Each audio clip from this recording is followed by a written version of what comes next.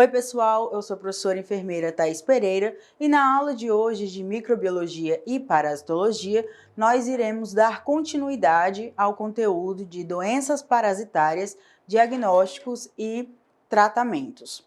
A primeira doença aqui que a gente tem que ter noção é sobre que temos as doenças causadas por protozoários, que nós falamos anteriormente, e agora nós vamos falar sobre as doenças causadas por eumintos. E quem são esses eumintos? Os eumintos são o que a gente conhece como verminoses, os vermes. O que acontece? Existe, a eumintologia, que é a ciência que estuda esses vermes. E nesses estudos, da eumintologia, ela consegue classificar esses vermes. Então, a gente tem dois grupos, que formam esses eumintos, que são os plateumintos e os nemateumintos. E qual é a diferença deles? Os plateumintos, eles são vermes que são alongados e achatados. Um exemplo desses plateumintos é a Taenia solium, a Taenia saginato, que a gente vai ver posteriormente. Também temos os vermes, que são os eumintos, chamados de nemateumintos, que eles têm um formato cilíndrico. A respeito das principais doenças causadas por eumintos, a primeira que nós vamos estudar aqui é a ancilostomiase, que também pode ser chamada de ancilostomose.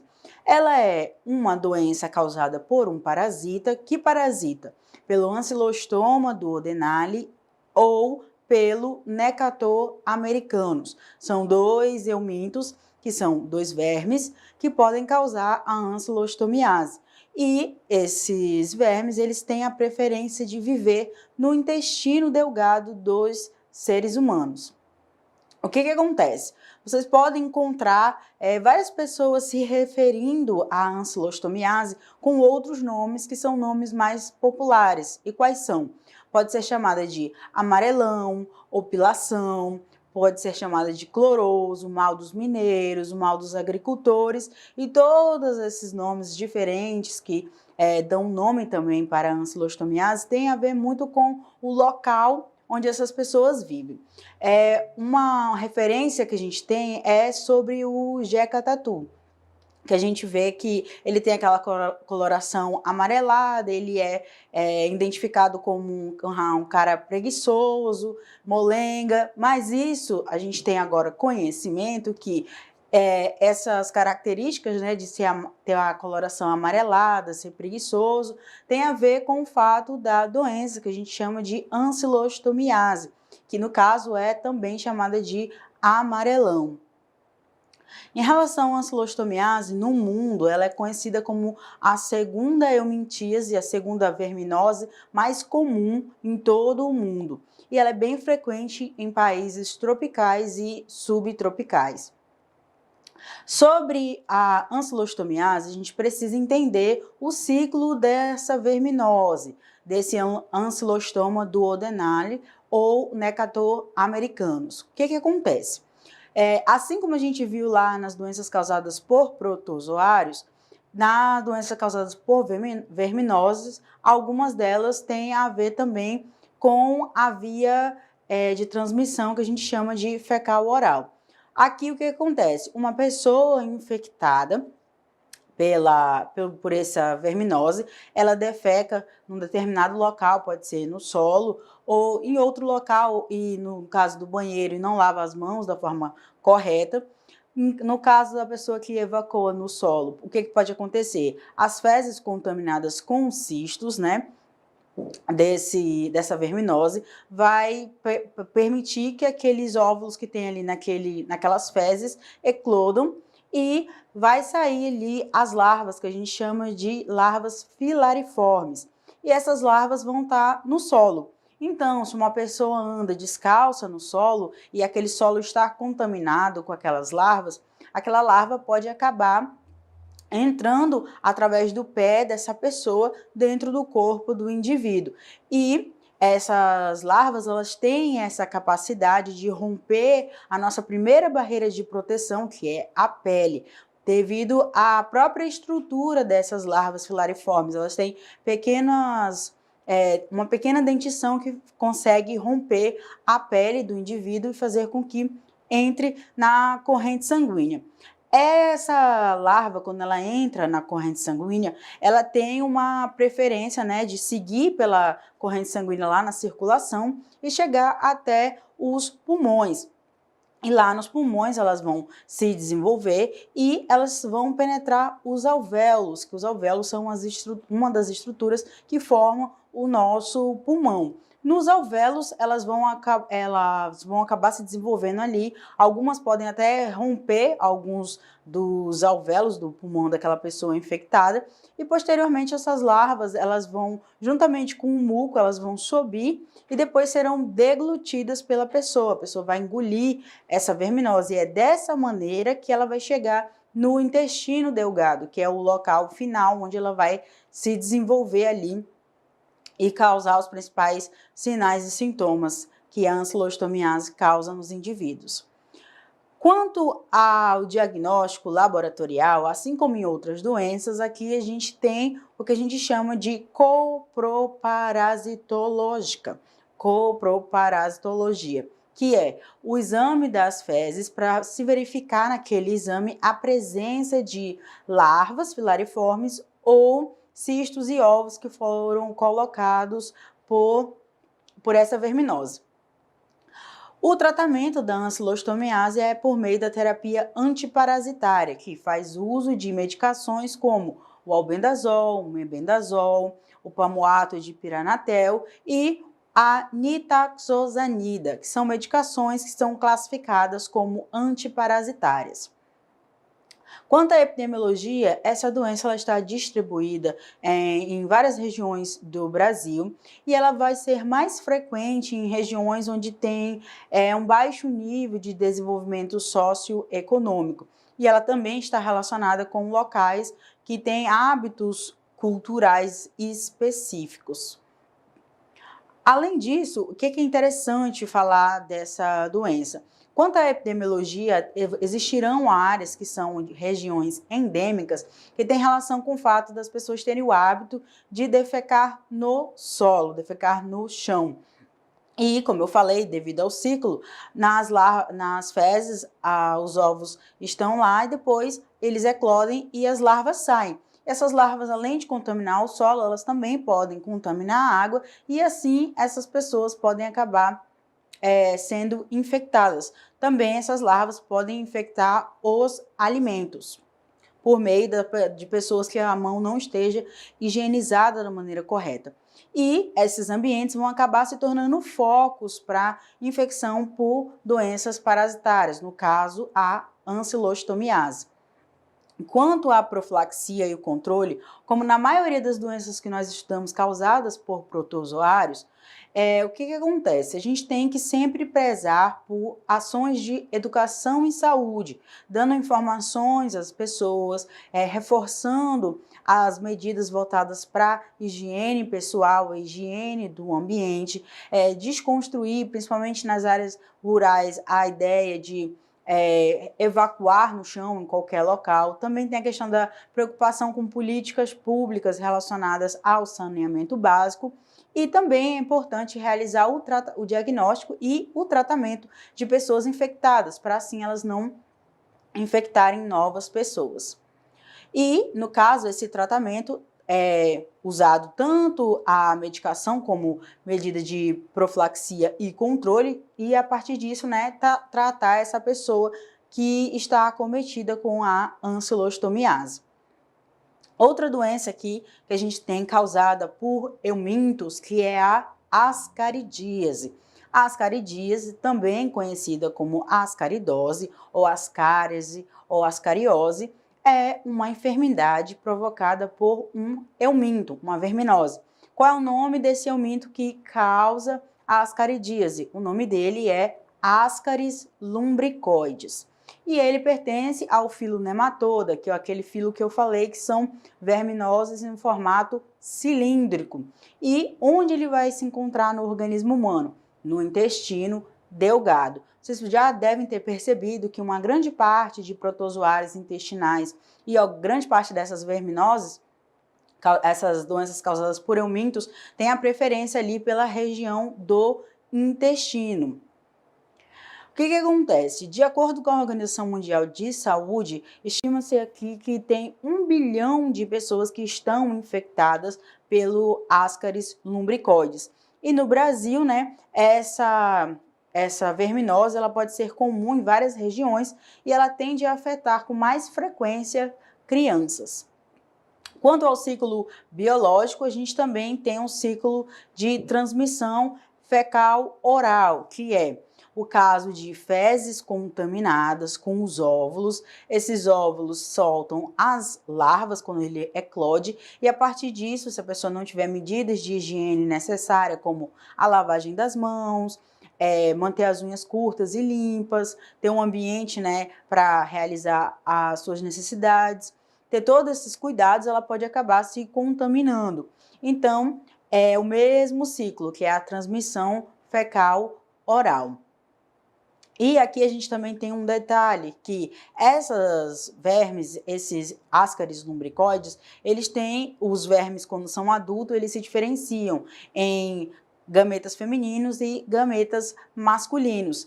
E a capacidade de produção de ovos da fêmea é bastante relevante, porque ela é capaz de pôr por dia cerca de 200 mil ovos. Então, pode-se encontrar aí uma quantidade gigantesca de Ascaris lumbricoides no intestino de um indivíduo acometido. Quanto ao diagnóstico, também é um diagnóstico feito por meio do exame parasitológico das fezes. É feita ali nesse exame parasitológico das fezes a contagem desses óvulos. E o que acontece? Como eu falei, né, a fêmea ela pode colocar até cerca de 200 mil ovos por dia. Então, é bastante fácil identificar ali nas fezes a presença desses ovos quando a pessoa está acometida pela ascaridíase. E o que acontece? O tratamento, ele também é feito por meio das medicações que agem contra esses eumintos, também por meio de ações de educação e saúde, a melhoria das condições de acesso à saúde desses indivíduos. Todas essas ações em conjunto, né, aumentam as condições para o tratamento dessas pessoas.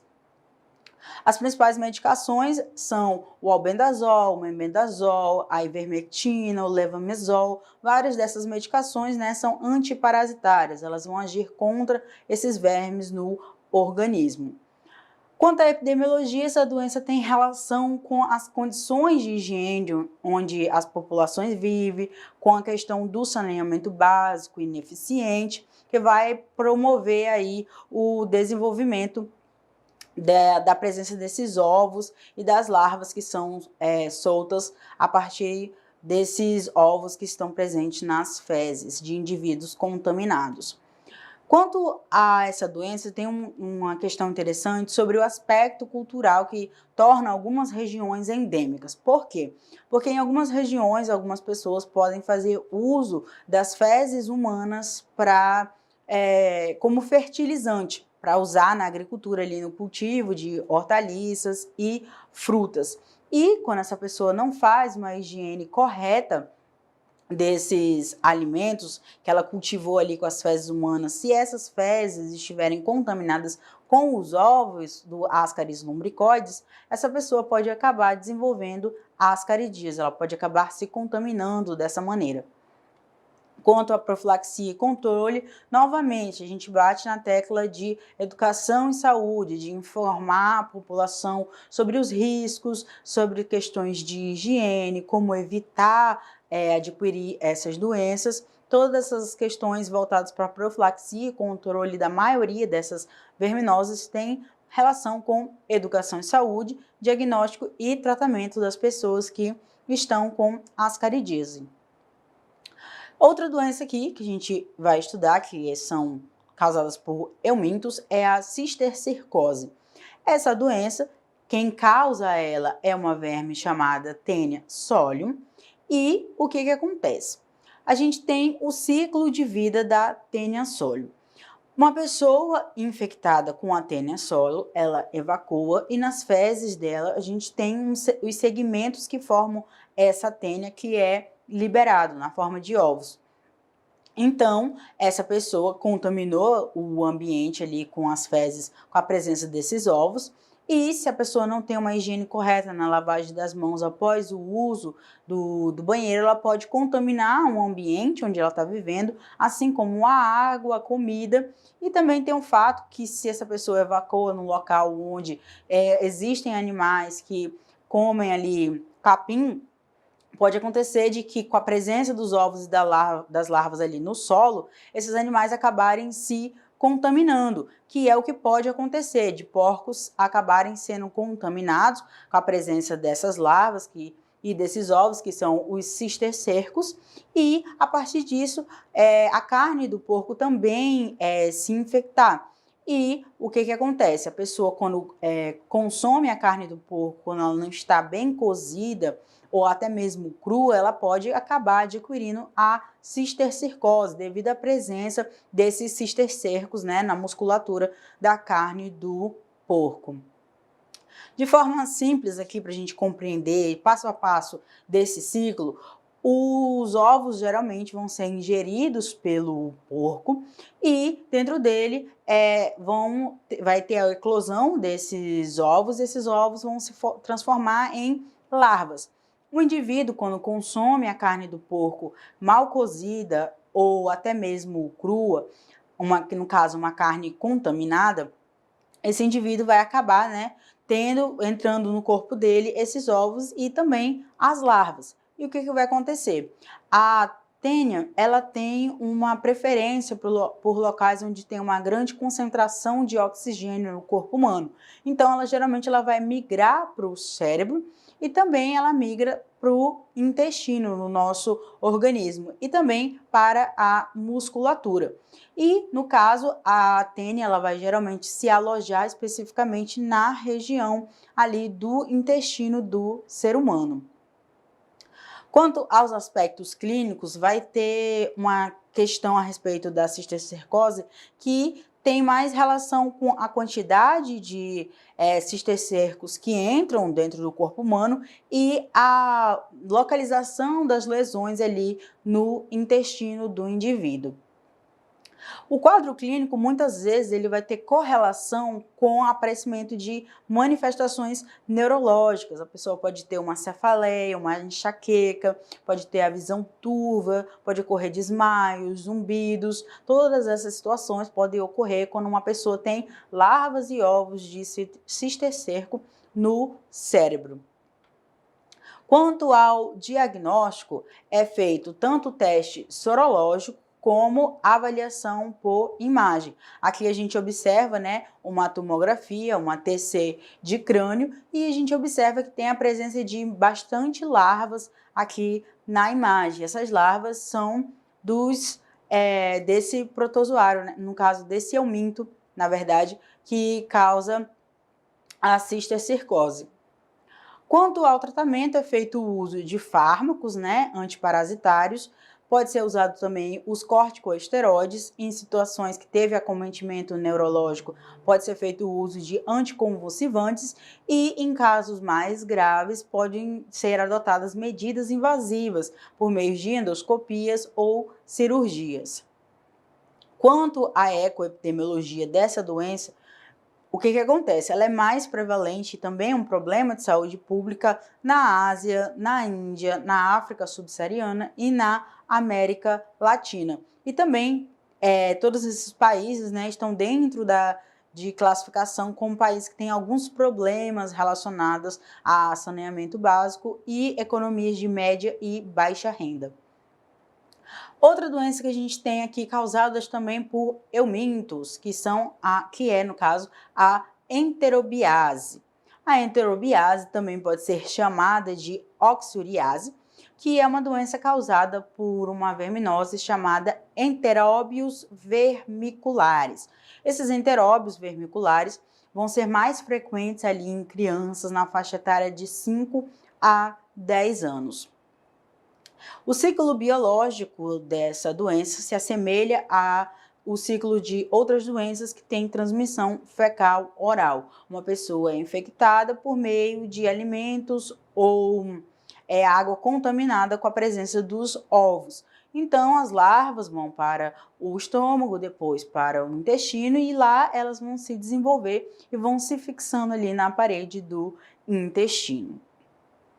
Quanto ao diagnóstico dessa doença, ela tem o diagnóstico tanto laboratorial como nesse diagnóstico laboratorial a gente tem um exame específico que a gente chama de método de Gram, que esse método é feito por meio de uma fita transparente ou celofane que é pregado ali na região anal para poder retirar esses ovos, para ver se tem a presença desses ovos para serem analisados numa lâmina no microscópio.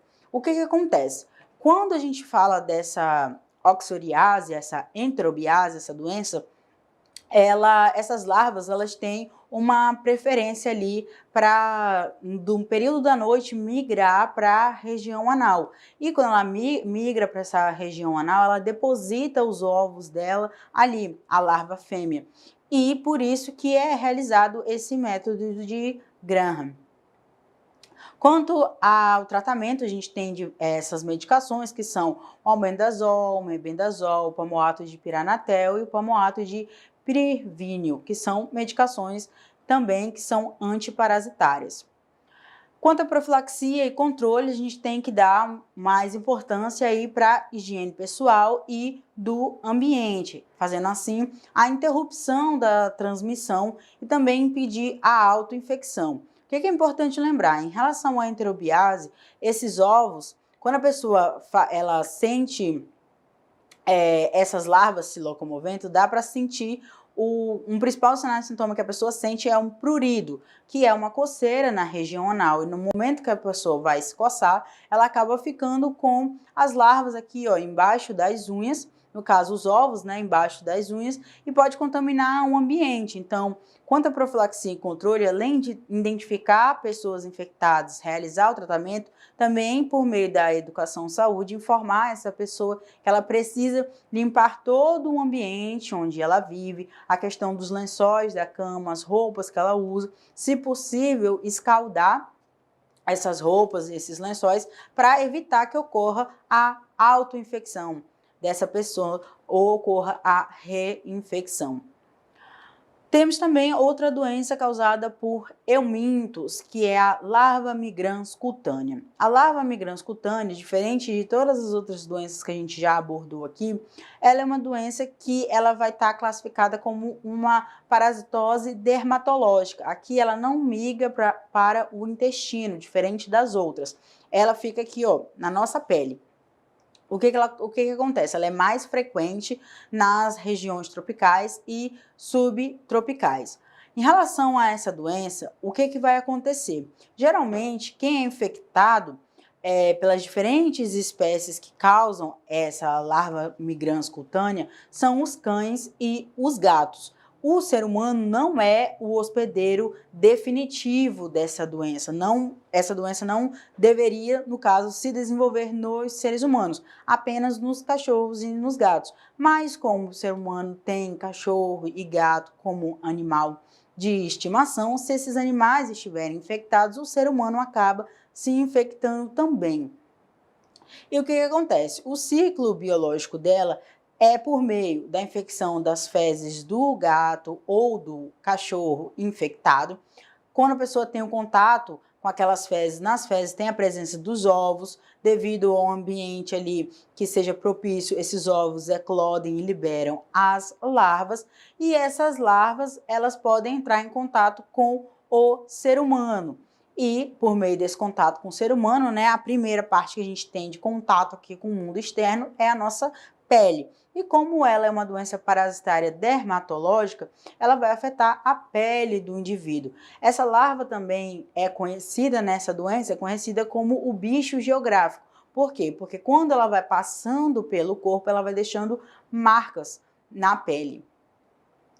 E esse ciclo biológico ele vai ter relação, né, com exatamente o que eu falei, com essas marcas na pele e quais são os locais que é mais frequente ser observado. nos pés, nas mãos, nas pernas e também no antebraço, que são locais onde o corpo, né, a pele da pessoa, pode ter tido contato com a larva filarioide. E nesse contato com a larva filarioide, o número de larvas e a trajetória que ela vai realizando dentro do corpo vai variar bastante, a quantidade, né, dessas larvas. O que acontece? Como o ser humano não é o hospedeiro definitivo, as larvas não conseguem desenvolver o ciclo biológico dela completo. Então, acaba que elas morrem dentro do corpo humano e aí a pessoa evolui, né, para melhora clínica. Mas também, né, para ter essa evolução mais rápida e mais eficaz para a melhora clínica, a gente tem o tratamento também fazendo uso dos antiparasitários, que são o albendazol, a ivermectina, o tiabendazol, são medicações usadas para o tratamento da larva migrans cutâneas. Quanto à ecoepidemiologia, onde a pessoa pode se infectar? Se ela não tem um gato ou não tem um cachorro em casa. Um exemplo é que é bem comum na areia da praia ou areia do parquinho, né? No caso das crianças, a pessoa acabar se contaminando ali, porque animais que vivem na rua acabam defecando ali naquela areia. E a pessoa, quando vai para a praia, tem um contato com a areia, anda descalço e ela pode acabar se contaminando. Quanto à profilaxia e controle, a gente também tem a questão das medidas voltadas para educação e saúde, para o tratamento das pessoas infectadas e também para o cuidado, né, para essas áreas onde animais que vivem na rua possam ter contato com a areia nesses mesmos ambientes, as pessoas andam ali. Um exemplo, a gente tem os parquinhos. Teoricamente, eles tinham que ter cercas para evitar que animais possivelmente contaminados, né, realizassem as necessidades deles ali na areia e assim contaminassem as pessoas. Outra doença que a gente tem que é causada por eumintos é a teníase.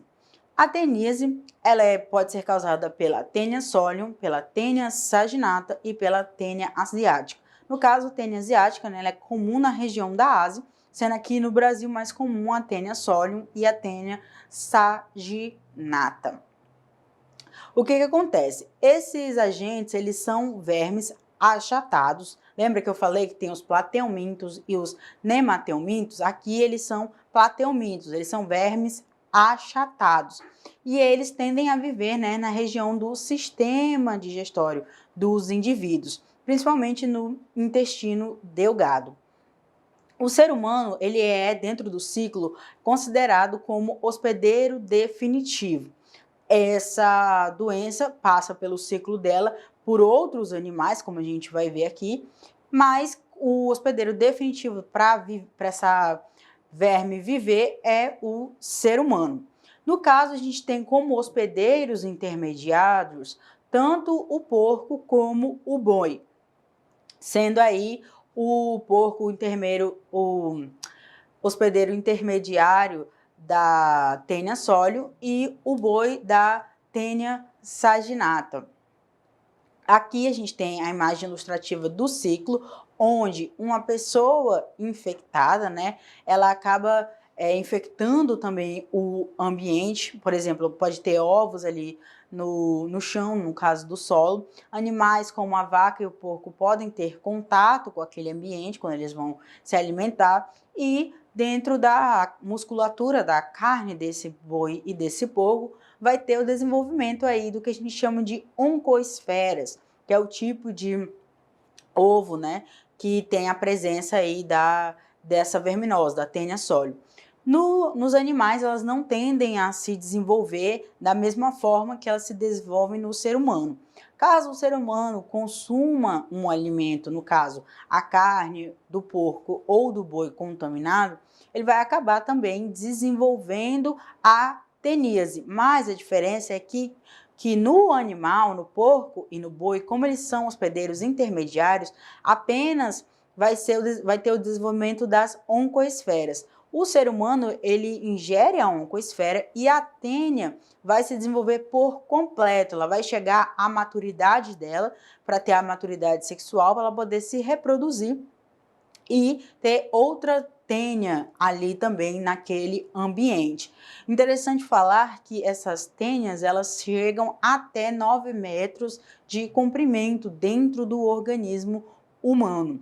E nesse processo delas estarem se desenvolvendo dentro do organismo humano, assim como outras verminosas que foram faladas aqui hoje, tende a causar tanto o desequilíbrio nutricional nos indivíduos, como também o aparecimento de anemia. Por quê? Porque grande parte desses vermes, como na cabeça deles, no caso aqui da tênia, a gente chama de scolex, a cabeça dela tem pequenos ganchinhos, faz com que ela fique aderida ali dentro do intestino e ela começa a retirar os nutrientes que o intestino deveria absorver. Então, quem vai se alimentar dos nutrientes que advindo da comida, no caso, quem se alimenta desses nutrientes produzidos são a tênia e não um indivíduo. Por isso, existe a presença aí do desequilíbrio nutricional e também, em alguns casos mais graves, o aparecimento de anemias. Quanto ao diagnóstico, né, a gente tem as técnicas sorológicas, que é através do imunodiagnóstico. Por quê? Porque as manifestações clínicas da teníase, elas são inespecíficas. Então, não tem como dizer que aquele indivíduo realmente está com a teníase ali como uma doença. Então, é preciso fazer exames, no caso, técnicas sorológicas e também a pesquisa das proglotes, que são partes que se soltam da tênia enquanto ela cresce. Essas partes são eliminadas de dentro do corpo através das fezes. E também, quanto à epidemiologia, como eu falei, essa doença ela pode se desenvolver com mais frequência, com maior prevalência, na região da África, do Oriente Médio, da Ásia Central e da América Latina. E na América Latina é mais comum a presença da tênia solium. Quanto à profilaxia e ao controle dessa doença, o que é prezado? É prezado medidas voltadas para a educação e saúde, para ter a educação da população sobre medidas de higiene, falar sobre lavagem das mãos, manter as unhas cortadas e limpas, ter o hábito de lavar as mãos após usar o sanitário, antes de realizar uma refeição, a lavagem dos alimentos, o preparo dos alimentos, também são todas essas informações que são repassadas para profilaxia e controle dessa doença. Também, né, é importante ter o desenvolvimento de programas comunitários para diagnosticar e tratar pessoas que têm a teníase, tem a presença da tênia solium ou da tênia saginata no organismo. Então, pessoal, essa foi a continuação da aula de hoje. É importante entender a respeito dessas doenças parasitárias, que algumas são causadas por protozoários, outras causadas por eumintos, que são as verminoses, e também é importante a gente saber aí a respeito do ciclo biológico, sobre a cadeia de transmissão, para poder intervir nessa cadeia de transmissão e assim impedir que a pessoa seja contaminada ou infectada, para evitar o desenvolvimento, no caso, né, dessas doenças. Então, é isso.